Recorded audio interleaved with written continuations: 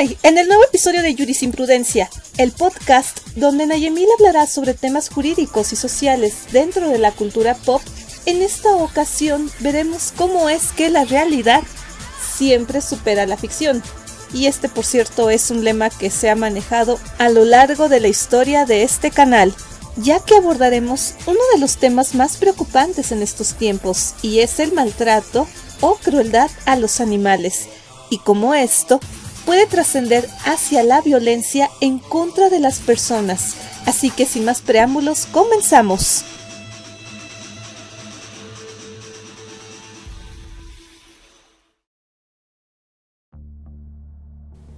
Se calcula que entre 1974 y su detención en 1978, Ted Bundy asesinó a más de 40 mujeres, a casi todas las cuales torturó, mutiló los órganos sexuales y mordió, arrancando con los dientes pedazos de carne de vientre y muslos, que luego masticaba y tragaba. Pero tal y como le dijo el juez Edward Codward tras leerle la condena: «Elegiste el camino equivocado, socio».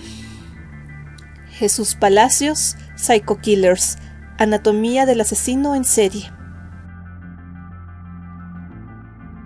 Para poder entender los conceptos clave dentro de lo que vamos a estudiar en esta ocasión, que será la llamada crueldad animal, tendremos que atender a cuestiones de índole jurídica y psicológica. Y para ello vamos a comenzar con el concepto de especie animal. Según el artículo 350 bis del Código Penal para el Distrito Federal, se entenderá por especie animal al organismo vivo, no humano, sensible, que posee movilidad propia y capacidad de respuesta a los estímulos del medio ambiente perteneciente a una especie doméstica o silvestre, incluyendo a los animales abandonados o que se encuentran en el entorno urbano. Pero para distinguir entre animal doméstico y animal feral, nos vamos a remitir, a manera de ejemplo, claro está, al artículo 246-D ter del Código Penal para el Estado de Querétaro, que dice lo siguiente: animal doméstico son los que dependan de un ser humano para subsistir y habiten con éste en forma regular sin que exista actividad lucrativa de por medio. Animal feral son aquellos pertenecientes a especies domésticas que, al quedar fuera del control del ser humano, se establecen en el entorno natural. Crueldad o maltrato a los animales. Frank Accione y otros autores alegaban que el maltrato a los animales, que generalmente ocurren en animales de compañía, puede suceder en hogares donde hay violencia doméstica. El maltrato animal como crueldad injustificada que causa daño y sufrimiento a los animales está relacionada, según este autor, con algunas patologías mentales como el trastorno disocial, de inicio habitual anterior a los 16 años y cuyo desarrollo suele dar lugar a un trastorno antisocial de la personalidad. La falta de empatía y remordimientos, así como el fracaso para adaptarse a las normas sociales, relacionan este trastorno con altos niveles de psicopatía o de un trastorno antisocial de la personalidad, como se le conoce ahora por el DSM-5. Accione comenta que el maltrato animal consiste en la perpetración intencional de actos de violencia, crueldad o negligencia hacia los animales, que resulta en daño físico, sufrimiento psicológico o muerte.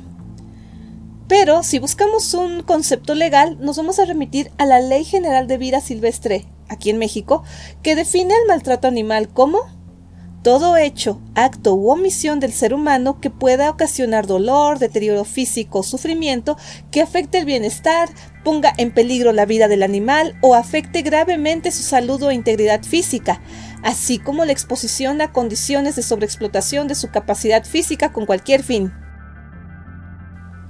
¿Por qué se debe de analizar a la crueldad animal? María Teresa Ambrosio Morales, quien fue, por cierto, nuestra invitada en el episodio de Leyes Pop donde homenajeamos a Isla de Perros, nos comenta que a lo largo de la historia los animales se encuentran presentes en la evolución de la humanidad, sea como alimento, transporte, apoyo en la seguridad, experimentación en la ciencia, espectáculo, deporte y compañía. Y es que, mi estimada audiencia, hay que tener en cuenta que en el tema del maltrato y crueldad contra los animales, diversas disciplinas pueden hacer su análisis, y como lo dice la doctora Ambrosio, algunas de estas disciplinas pueden ser la psiquiatría, psicología, pedagogía, medicina veterinaria y zootecnia, antropología, sociología, biología y desde luego que el derecho. Y esta misma autora habla de la importancia de su estudio dentro de las ciencias penales con base en una criminología incluyente, humanista y sensible, considerando a la protección de los animales, ya que esto permitirá al sistema penal contar con una lectura distinta del fenómeno delictivo. ¿Por qué se maltrata a los animales? Pedro José Peñalosa alega que en México asistimos a una coyuntura extraordinariamente compleja, en la cual se entrelazan expresiones crudas y graves de la descomposición social y de la brutal y grave descomposición e impresentable concentración a su vez de un ingreso por minorías depredadoras y conservadoras. Y es que en el tema que nos atañe, aunque se trata de un problema de larga data, la relación entre el abuso y el maltrato de animales no humanos y la violencia interpersonal humana está recibiendo una renovada atención por parte de la comunidad científica. Dos revisiones relativamente recientes de la literatura por parte de Arcaud en 1996 y Accione en 1993 ya destacaban la posible confluencia del maltrato infantil, la violencia doméstica y el maltrato animal. Y es que cada forma de abuso puede ocurrir de forma independiente o en combinación con otras formas de violencia. De Santiago Fernández, por su parte, argumenta que las formas de maltrato animal pueden ser directa, cuando se es intencional y se lleva a cabo mediante conductas agresivas y violentas como la tortura, mutilación, que pueden dar lugar en un caso extremo a la muerte del animal, y una forma indirecta cuando es realizada a través de actos negligentes respecto a los cuidados básicos que el animal necesita, como pueden ser la provisión de alimentos, de refugio y de una atención veterinaria adecuada, no siendo un caso extraño el abandono, ya que no son pocas las maneras en que un animal puede ser maltratado y el límite de la legalidad y la moralidad es a veces muy sutil. Para Garrido Genovés y Ambrosio Morales, en las personas que delinquen podemos ver aspectos biopsicosociales de estas conductas en la criminología clínica, no solo como conducta antisocial, también de hecho se pueden observar al estudiar el comportamiento que se desarrolla en la configuración de su personalidad psicopática. Y es que es importante destacar que la violencia, crueldad y maltrato animal se encuentran en un contexto estructural y social que permite y favorece en muchas ocasiones una cultura de muerte, destrucción, falta de sensibilidad y empatía con los seres vivos. Y es que no es secreto para nadie que vivimos en una cultura en que la violencia no se esconde.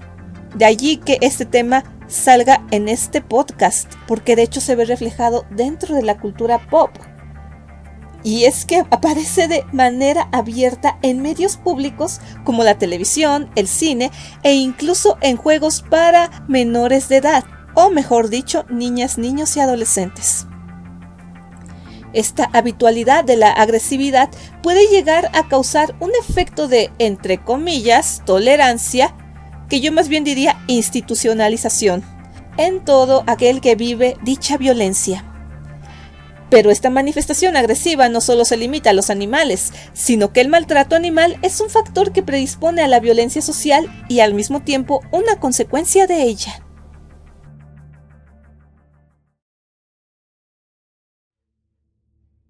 Progresión del abuso a animales a la violencia interhumana.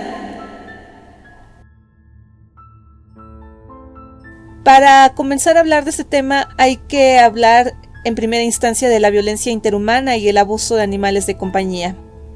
Ya Paul Bernet nos señalaba que la tesis de la existencia de una relación significativa entre el abuso animal y la violencia interhumana contaba con una genealogía larga e impresionante, que ya era tratado por autores desde Pitágoras, Santo Tomás de Aquino, Kant, Gandhi e incluso Margaret Mead.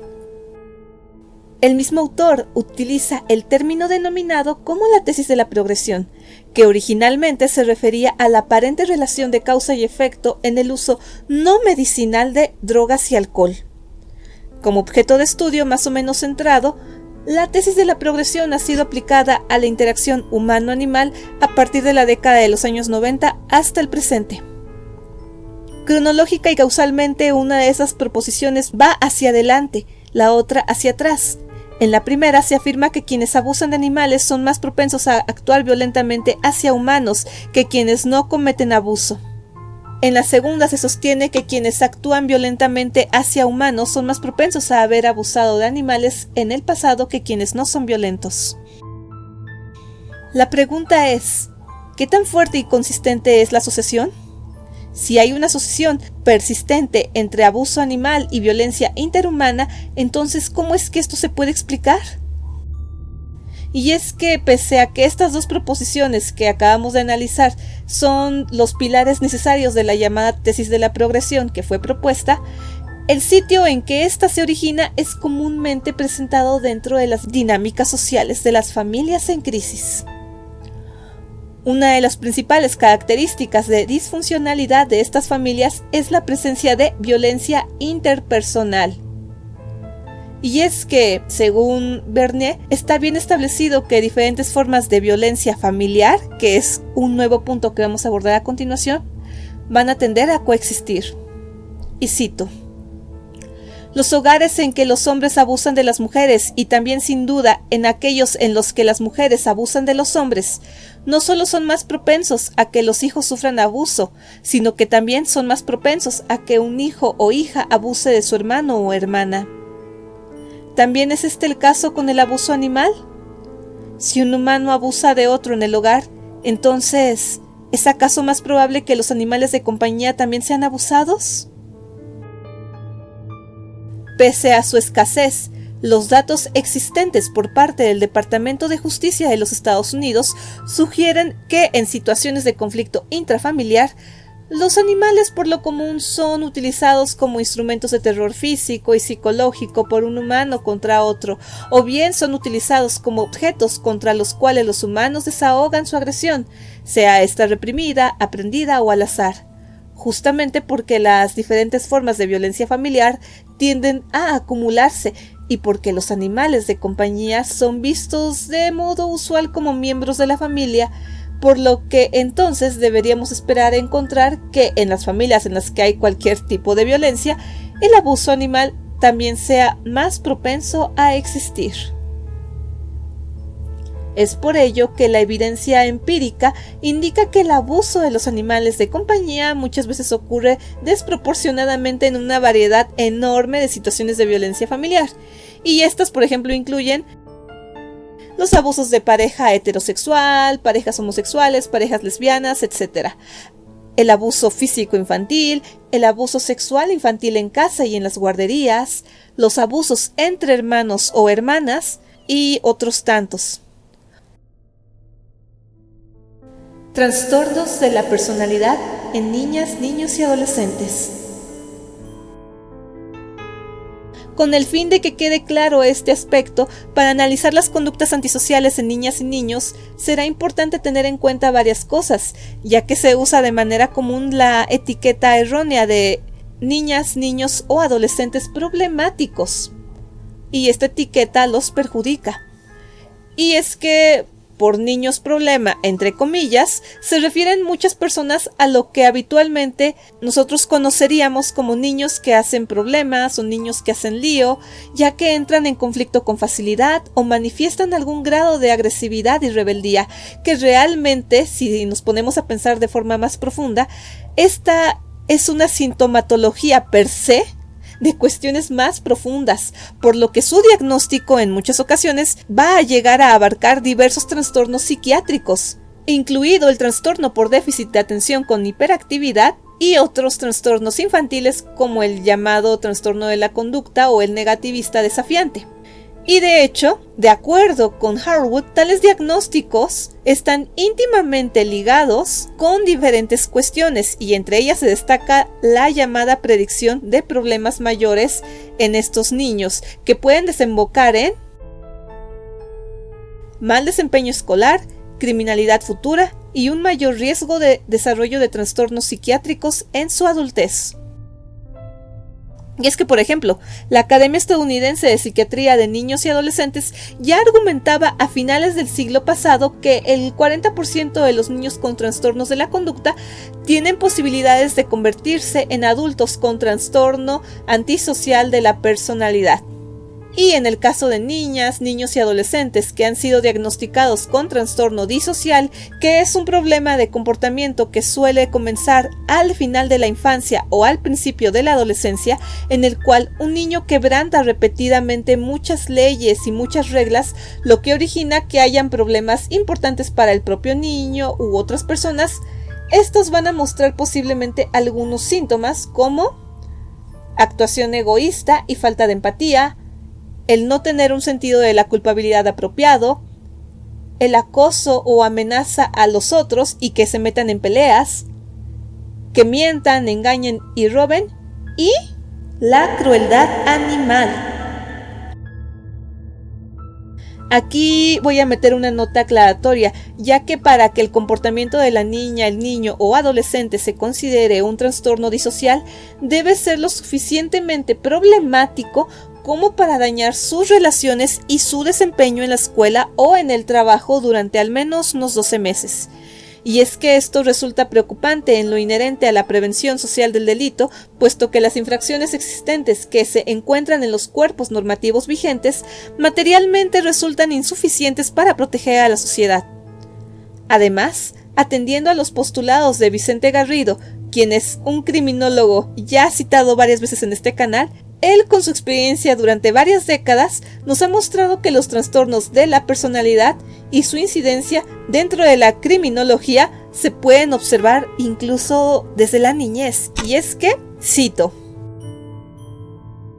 hoy en día creemos que la psicopatía se manifiesta ya en edades tempranas, cristalizando progresivamente las características que en edad adulta definirán una personalidad psicopática consolidada. Ahora bien, para el desasosiego de todos, en los últimos años estamos observando delitos que se ajustan a psicópatas juveniles o incluso son realizados por niños, y esta presencia tan temprana de los rasgos de la psicopatía debe servir para reflexionar profundamente sobre el tipo de sociedad que queremos tener en el futuro cercano. Los psicópatas no tienen por qué ser delincuentes, pero es claro que cuando el sujeto no ha crecido en un buen ambiente donde ha aprendido a canalizar sus deseos de control de modo no ilegal, tiene muchas probabilidades de hacerlo. Vicente Garrido.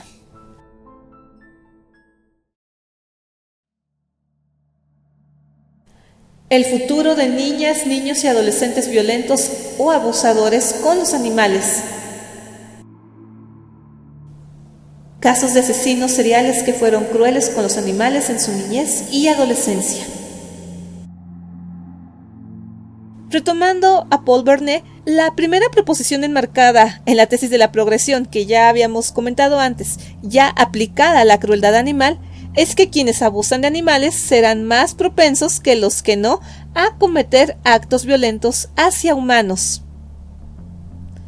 Las noticias en medios de comunicación han sugerido, por ejemplo, que algunos jóvenes abusadores de animales han cometido posteriormente matanzas de humanos.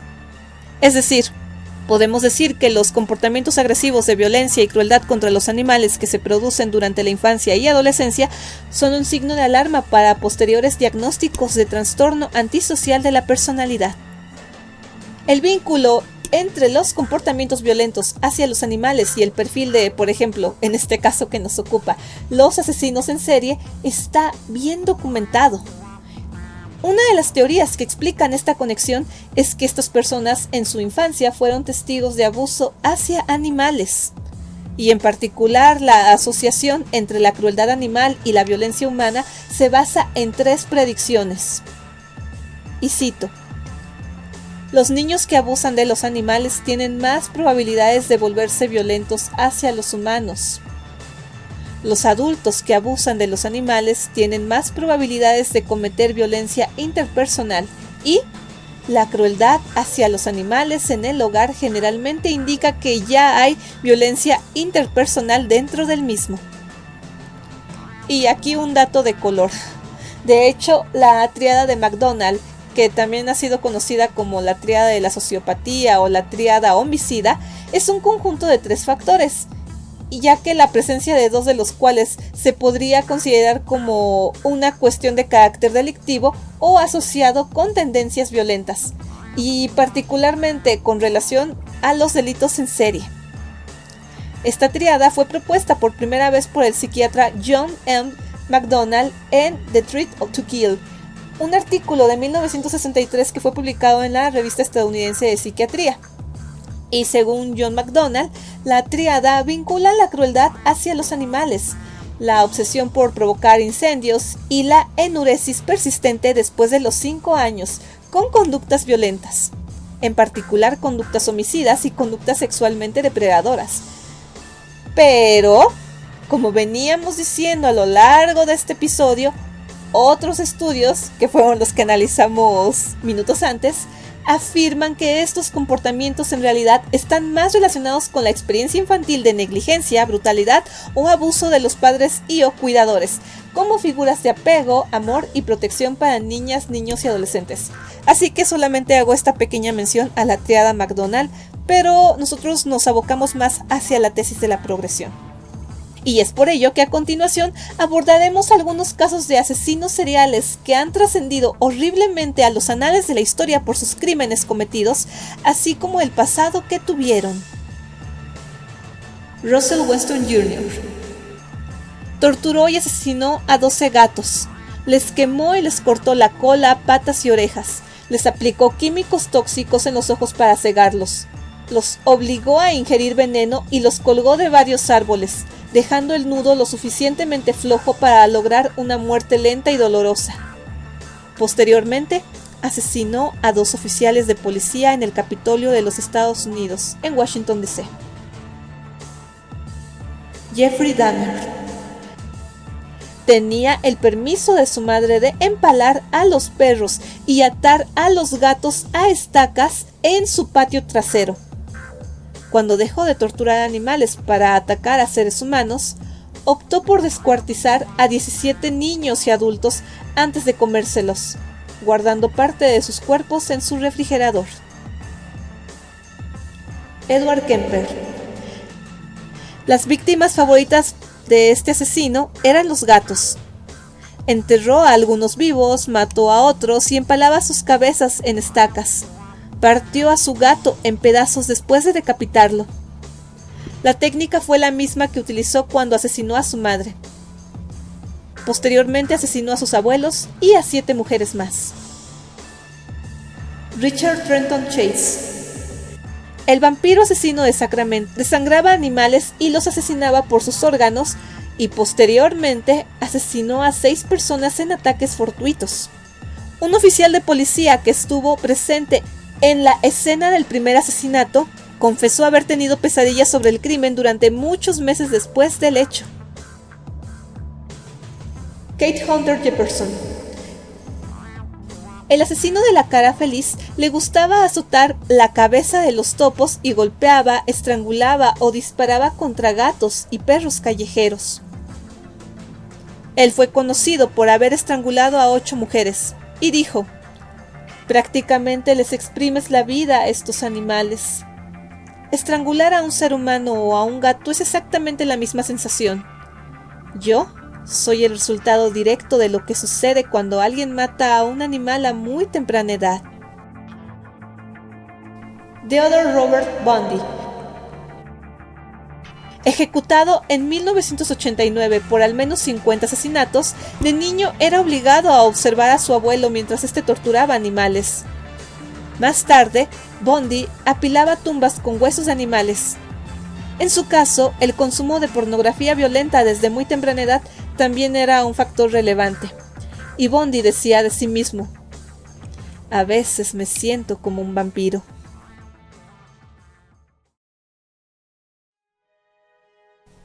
Empatía como base para prevenir la crueldad animal. A lo largo de este episodio de Jurisprudencia se ha establecido que los actos violentos hacia los animales no son indicadores de un trastorno de la personalidad exclusivamente dirigida hacia ellos, sino que dichos actos se manifiestan durante la niñez y la adolescencia en ciertos individuos de carácter violento y agresivo, y estos comienzan a ser dirigidos contra sus propios congéneres en un determinado momento de sus vidas, como si fuera un grado más en la escala de violencia. De acuerdo con Herrera Osegueda, el derecho a la protección jurídica de los animales es un tema que se ha tornado controvertido, ya que desde el punto de vista del derecho natural, los animales no pueden ser sujetos de derechos. Más bien, la preocupación por crear un marco normativo que garantice el bienestar, atención y buen trato de los animales obedece más a una corriente positivista. No obstante lo anterior, algunos sectores sociales y políticos aún se han mantenido insensibles frente a la necesidad de garantizar el derecho a la salud, el respeto y buen trato a los animales, ya que si bien existen distintos ordenamientos administrativos, estos resultan insuficientes para regular los derechos de los animales. Ahora bien, en todo México aplican las disposiciones que establecen en materia de animales la Ley General del Equilibrio Ecológico y la Protección al Ambiente, la Ley General de Vida Silvestre y la Ley Federal de Sanidad Animal. Y en estas leyes existen algunas disposiciones sobre bienestar animal, cuyo objetivo es evitar sufrimiento y dolor a las especies animales en su interacción con el ser humano, como objeto de la actividad agropecuaria, científica o de conservación ecológica. En el caso de la Ciudad de México, en el artículo 13, que lleva como rubro Ciudad Habitable, en lo inherente a la protección de los animales, se establece que los mismos son seres sintientes y que, por lo tanto, deben recibir trato digno. En la Ciudad de México, toda persona tiene un deber ético y obligación jurídica de respetar la vida y la integridad de los animales. Estos, por su naturaleza, son sujetos de consideración moral. Su tutela es de responsabilidad común. Por otro lado, las autoridades de la ciudad garantizan la protección, bienestar, así como el trato digno y respetuoso a los animales y fomentarán una cultura de cuidado y tutela responsable. Asimismo, realizarán acciones para la atención de animales en abandono. Cabe señalar que los casos de maltrato animal en México se han vuelto cada vez más mediáticos, con lo que las agresiones, los agresores e incluso las sanciones se convirtieron ya en hechos virales en redes sociales. Sin embargo, esto saca a la luz que solo 27 de las 32 legislaciones en entidades federativas mexicanas cuentan con leyes especializadas para el bienestar o la protección animal. Más recientemente, otro concepto que se ha incorporado a nivel local para proteger a los animales es reconocerlos como, ya habíamos mencionado, seres sintientes. ¿Pero qué es esto?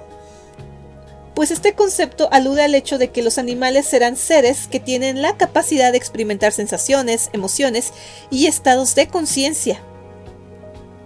Las constituciones de la Ciudad de México, el Estado de México y Oaxaca reconocen a los animales como seres sintientes, con el fin de promover un trato respetuoso, evitar su maltrato y que sean consideradas sus intereses y aquellas necesidades para que se satisfagan. Y es por ello que la clave para tener una sociedad más libre de violencia con todos los seres sintientes son las acciones preventivas a partir de la palabra clave: empatía. Para hablar sobre la prevención al maltrato animal, vamos a retornar a Vernet, quien nos señalaba que el énfasis actual en el vínculo entre aquellos daños que son vistos como socialmente inaceptables, es decir, casos individuales de crueldad hacia animales de compañía, ha tendido a cerrar la explotación de maneras menos obvias pero más prevalentes, en las cuales la situación de abuso de un tipo de ser pueda guiarse hacia una situación de violencia contra otro ser. Por ello, lo primero a tener en consideración para poder establecer acciones preventivas para evitar la crueldad animal es que seamos conscientes de que el vínculo entre abuso animal y violencia interhumana debe no ser únicamente visto en las biografías personales de aquellos individuos que abusan o desprecian animales, sino también en aquellas prácticas sociales institucionalizadas donde el abuso animal es rutinario, generalizado y muchas veces definido como socialmente aceptable. Y es que cuando hablamos de crueldad, violencia e incluso sadismo y el disfrute con estas conductas hacia otros, entran en juego un factor psicológico inherente al ser humano, que es la empatía. Las personas desde pequeñas tenemos esa capacidad de reconocer las necesidades emocionales de los otros, así como de emitir conductas prosociales y reparadoras si consideramos que nuestros actos han causado un dolor o angustia a otro ser humano.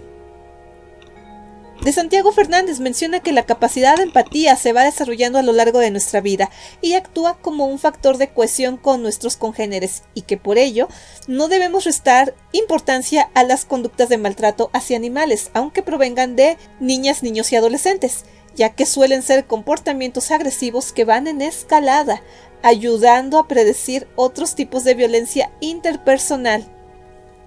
Su detención e intervención temprana posibilitarán la anticipación a estas otras formas de violencia y su prevención.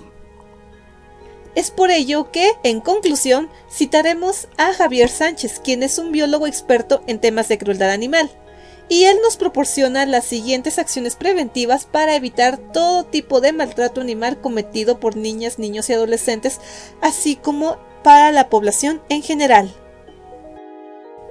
Una manera de conseguir nuestros objetivos en este asunto es enseñar a los niños desde bien pequeños autocuidado, empatía, respeto y responsabilidad. El autocuidado comprendería enseñarles a cuidarse su propio cuerpo para que reconozcan que lo que les duele también les duele a los animales.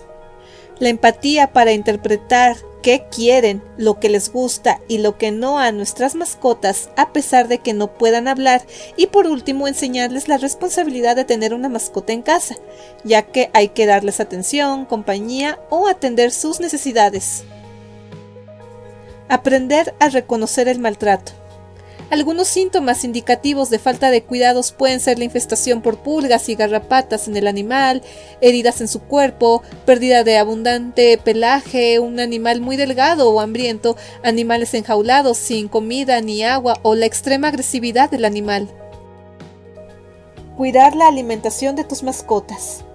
La malnutrición de tus mascotas es parte del maltrato directo, ya que puede provocarle enfermedades, depresión o falta de energía.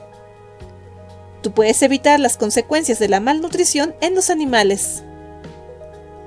Apoyar a los refugios animales. Puedes hacer donaciones a estos refugios de agua y comida o ayudar con tu tiempo paseando a los animales o ayudar a que el refugio se mantenga limpio. Conocer las leyes sobre el maltrato animal que hay en tu país, así como el conocer el castigo de estas acciones, así como denunciar los abusos cometidos contra animales. También se podrán prevenir, en reacción en cadena, la comisión de otros delitos. Mi estimada audiencia, este tema es sumamente importante en materia de prevención del delito. Y bueno, como ustedes lo pudieron ver en una parte de este podcast, les invito atentamente que durante los meses de octubre y noviembre no den en adopción animales, en especial gatos, perros, gallinas, y más si son de colores o muy oscuros o muy claros, puesto que, como lo dije antes, son ocupados para rituales de hechicería y otras tantas cosas que solamente van incentivando la llamada crueldad animal que ya veníamos abordando aquí. Así que estén muy atentos, por favor, con sus animales de compañía, ya que son seres sintientes.